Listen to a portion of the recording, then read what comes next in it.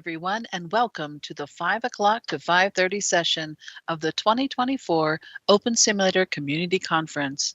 In this session, we are pleased to introduce the presentation, Play It Again, Enhancing Replay in Virtual Essential Newborn Care Through Random Levels. Our speakers are Dr. Rachel Umoren and Matthew Cook. Rachel Umoren is an associate professor of pediatrics and adjunct associate professor of healthcare, simulation science, and global health at the University of Washington.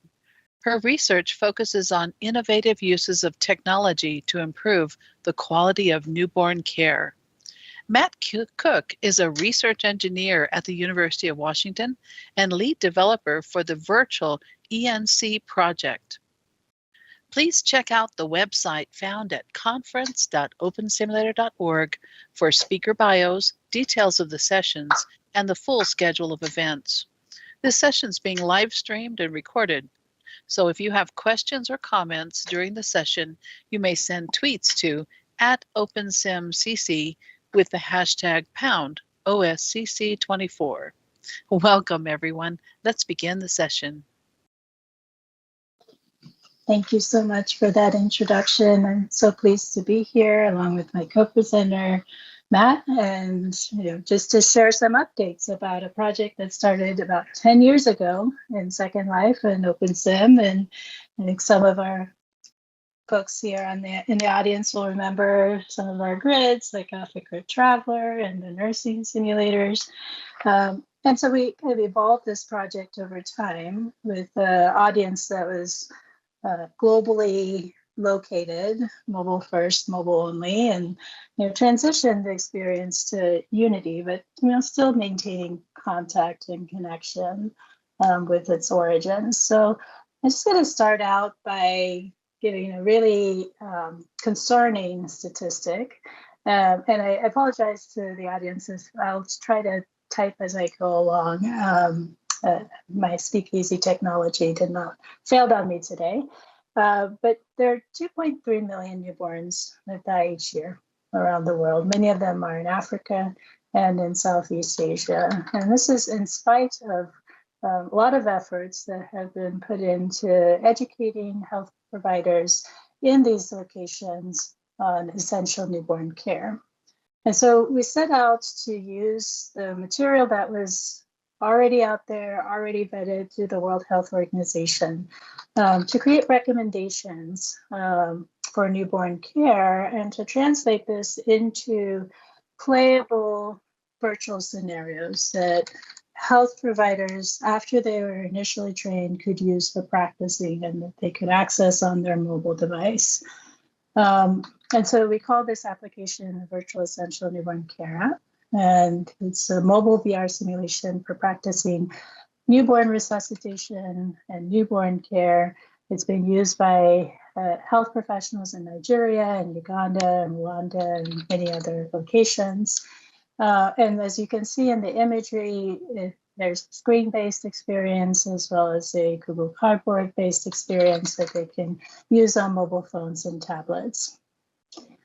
And as we've evolved this application, there are lots of reasons why health professionals are really excited about the virtual vENC app, ranging from the fact that they can use it to keep practicing to some of the gamification aspects that we have built in. It's available offline, so they don't need to be online to use it. We've built in some scores, and we can use different languages.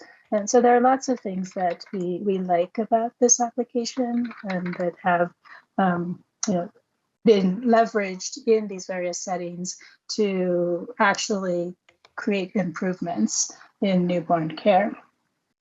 But we ran into a challenge, and that's what we're going to settle on talking about today.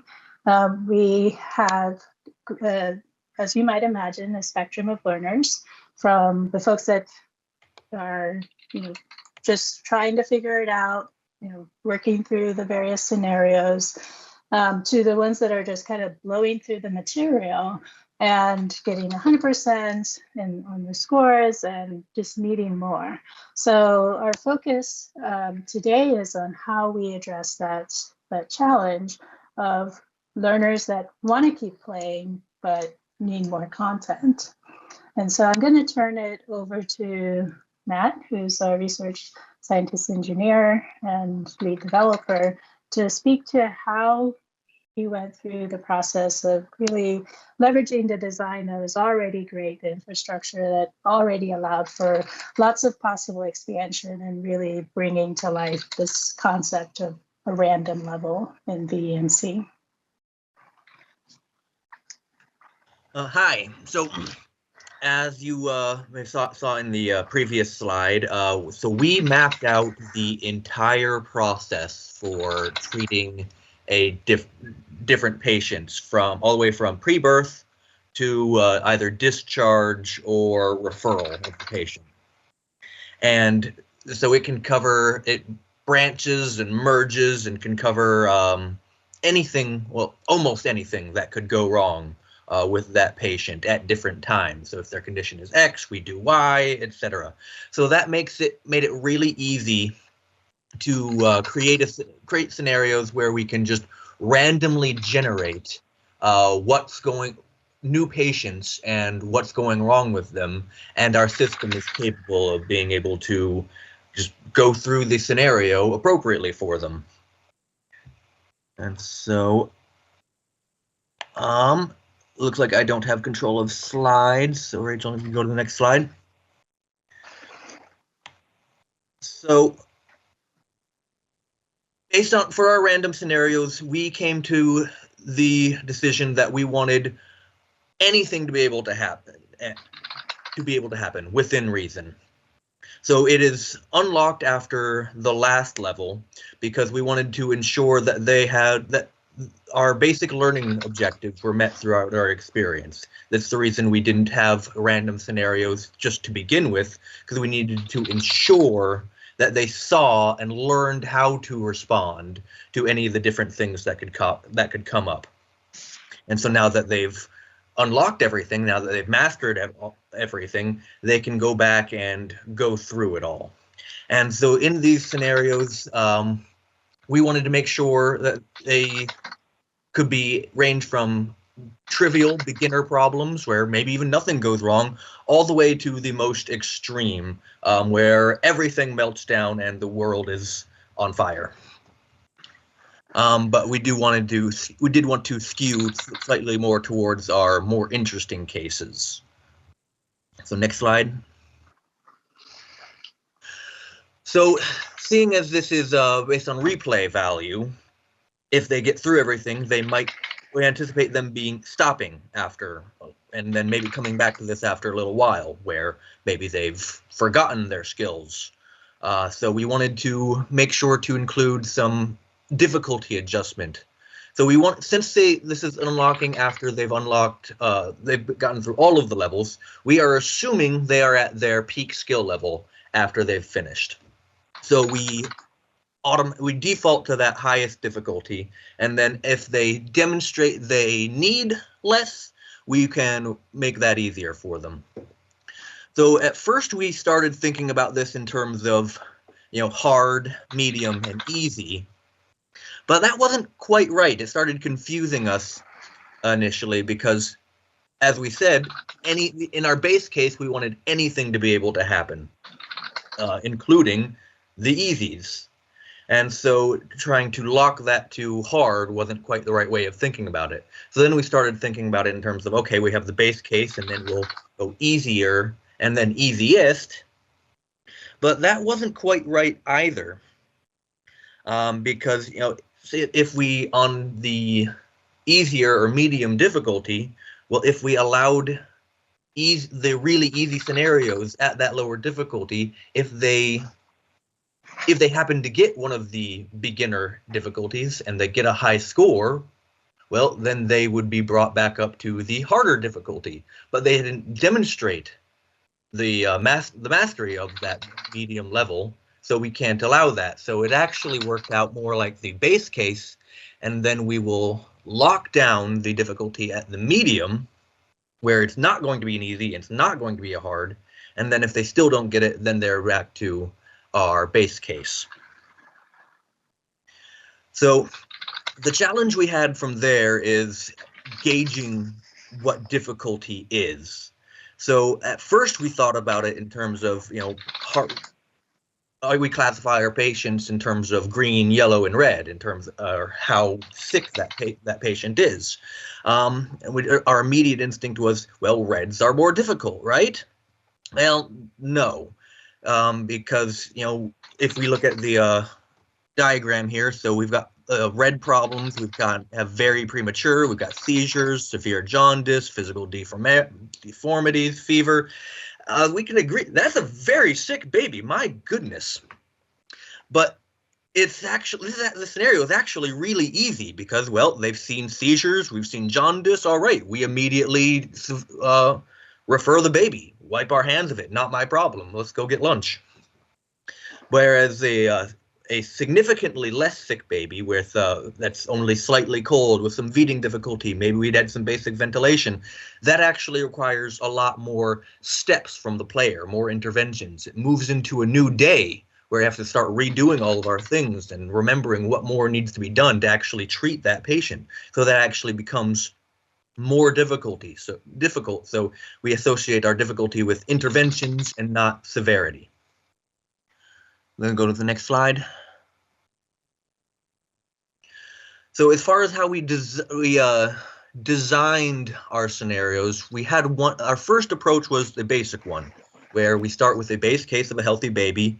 Anything that can go wrong has a possibility, and we'll just iterate going through each possibility, and then we'll just, did this occur within our probability? Yes, no. We'll go through, so then at the end we have a patient with different illnesses, and they'll either happen or they won't. And it's very simple and straightforward. But we had some problems with this because it tended to overload our patients with difficult problems. And it was very difficult to maintain the appropriateness of the level design.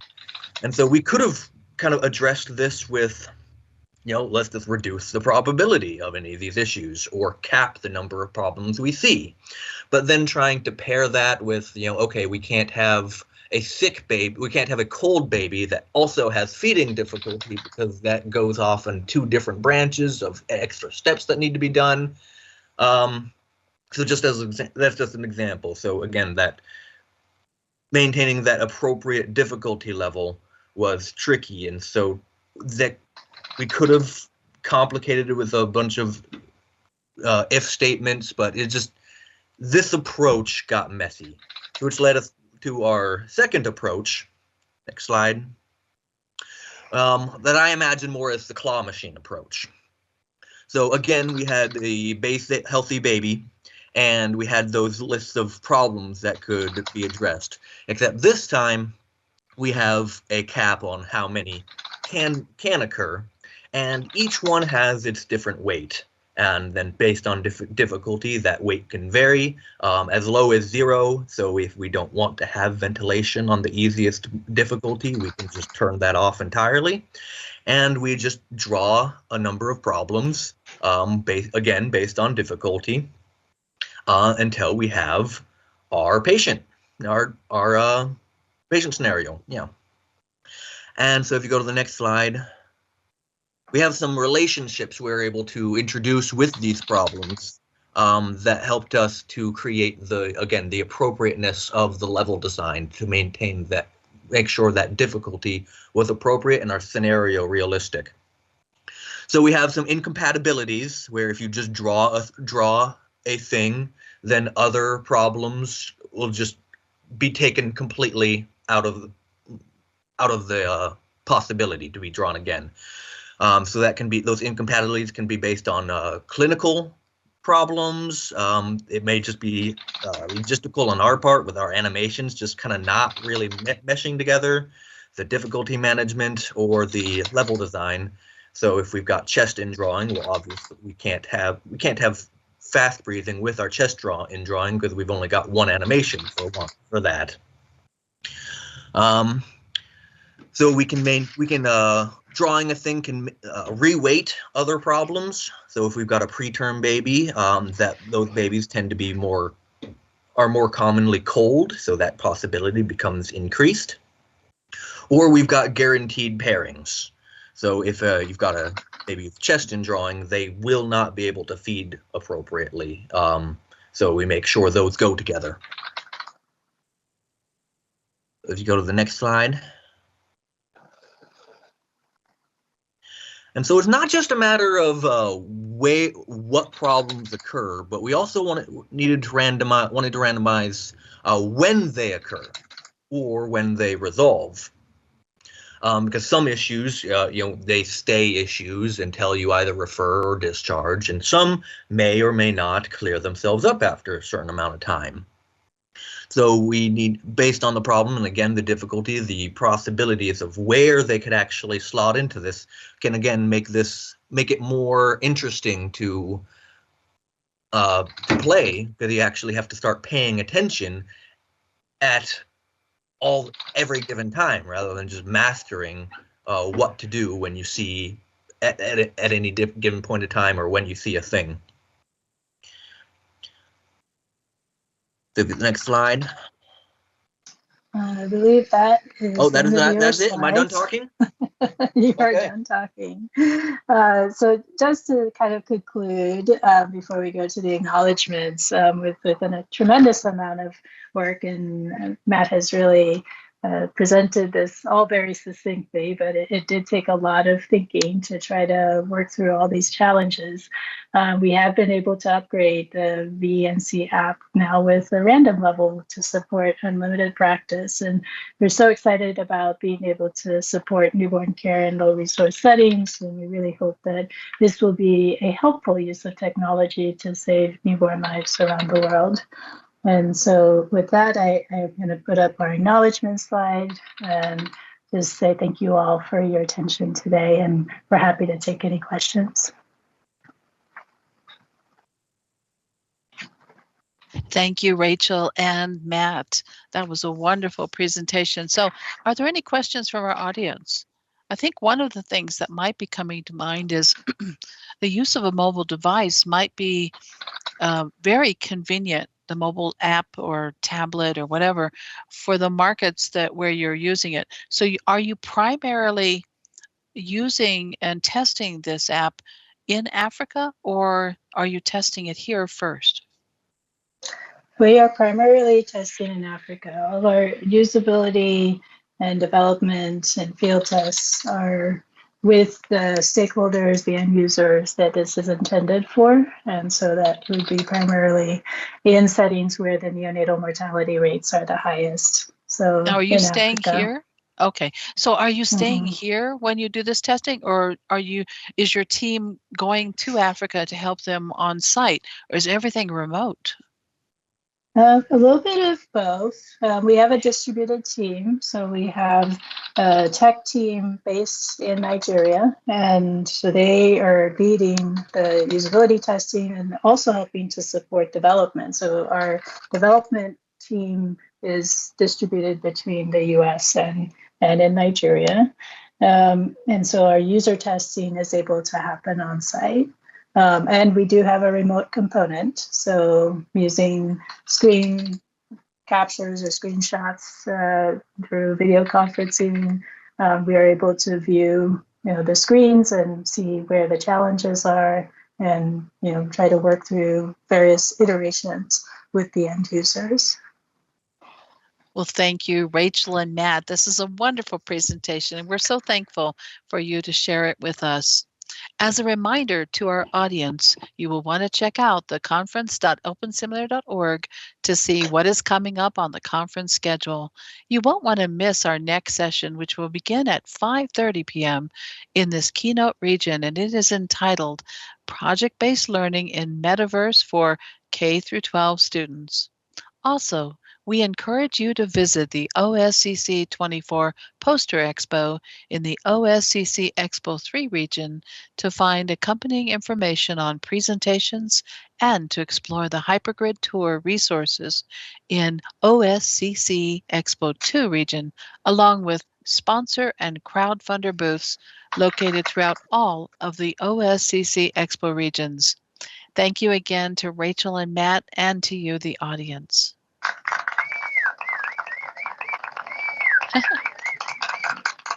Yay!